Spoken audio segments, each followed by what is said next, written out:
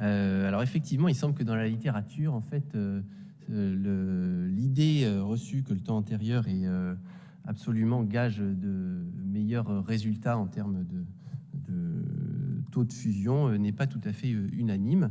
Alors je vais vous montrer comment j'ai sélectionné les articles que je vais vous présenter. J'ai fait une recherche dans PubMed avec les mots-clés que vous voyez là, 394 occurrences. Et ce qu'on note, c'est qu'il y a une très nette augmentation du nombre d'articles publiés sur ce sujet depuis 2015. Alors je me suis attaché à regarder les articles les plus récents sur les 5 dernières années. Et j'en ai retenu 31 que j'ai étudiés et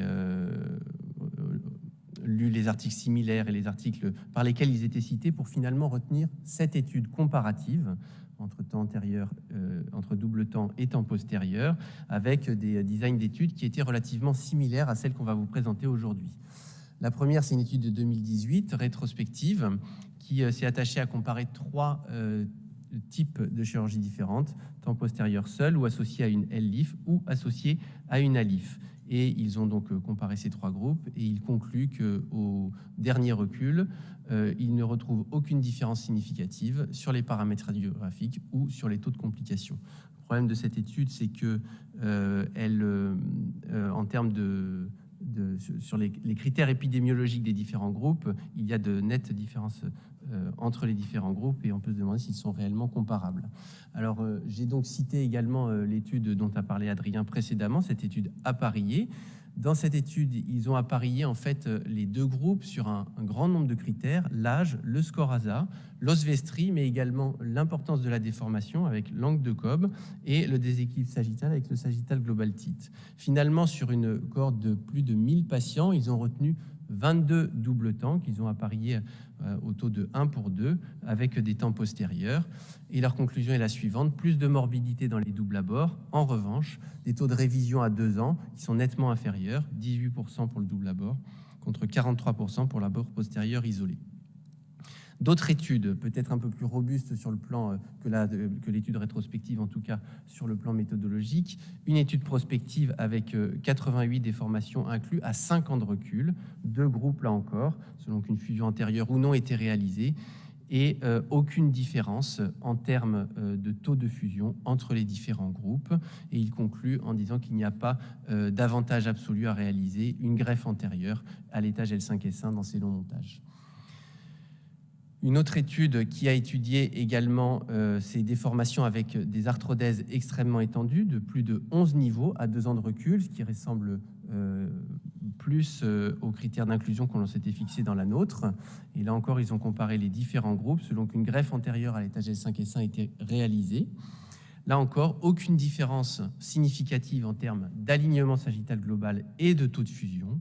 Et compte tenu de ces résultats et du risque associé de morbidité au temps antérieur, il suggère que nous, les chirurgiens, devrions poser nos indications de temps antérieur complémentaire avec discernement.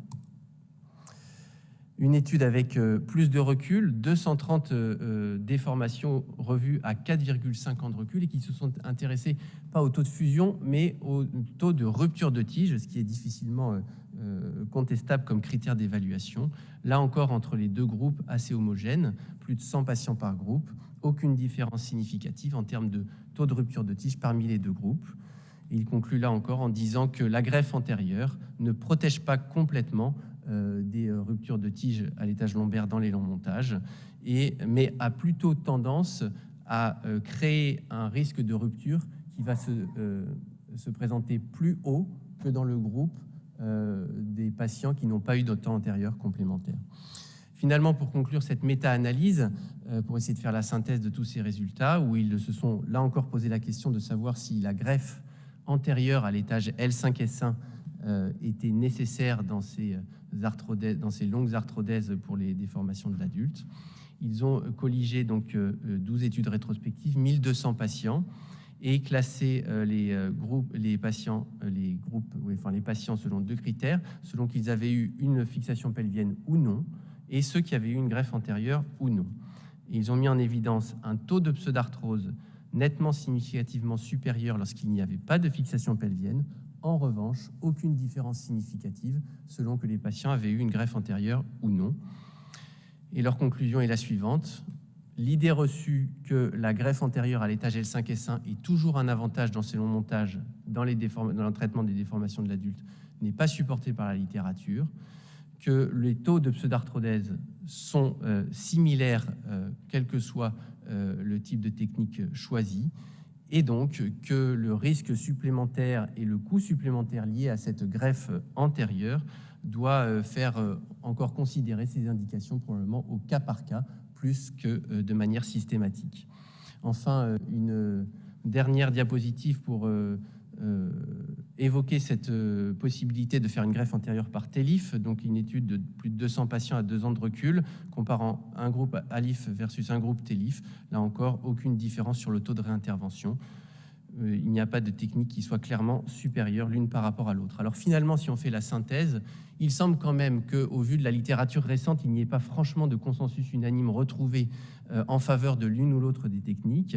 Si l'on retient la seule étude récente qui est cette cohorte appariée de 22 temps antérieurs et 44 temps postérieurs, avec des taux de révision qui sont le double dans le groupe temps postérieur, on peut malgré tout se demander s'il est justifié d'opérer 100% de nos patients d'un temps antérieur complémentaire quand une seule intervention aurait suffi à obtenir le même résultat pour près de 60% d'entre eux.